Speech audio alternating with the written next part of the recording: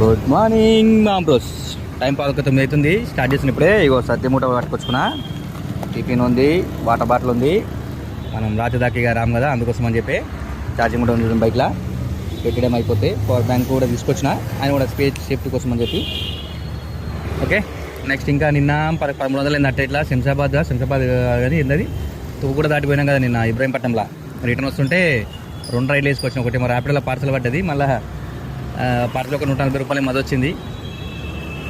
ఏమంటే వస్తుంటే మధ్యలో కొంచెం ఒక 70 రూపాయలది ఊబర్లో ఆర్డర్ పట్టింది ఎల్బీనగర్ కానీ, అది కూడా వేసుకొచ్చేసిన. మొత్తం కలిపి అది అయిపోయినాక ఎల్బీనగర్ కొద్దిసేపు వెయిట్ చేసినాక ఎల్బీనగర్ నుంచి మన గడికి నల్లకుంట పట్టి నల్లకుంటకు వస్తుంటే ఫుల్ వర్షం మొత్తం రచ్చ అయిపోయింది.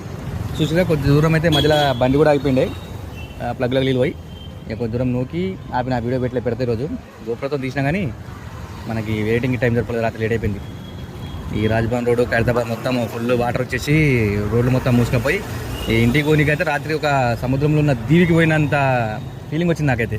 ఇళ్ళకి అటు తిరిగి మొత్తమే పోయినా. బండి అయితే పొద్దున స్టార్ట్ కాదేమో అనుకున్నా. పిల్లల్ని ఇప్పుడు స్కూల్కి డ్రాప్ చేసి స్టార్ట్ చేస్తున్నా. 9 గంటలకు అనుకున్న స్టార్టింగ్. చూద్దాం ఎట్లుంటుంది ఈరోజు. ఓకే, ఫాలో అయిపోండి, లైక్ చేసేయండి.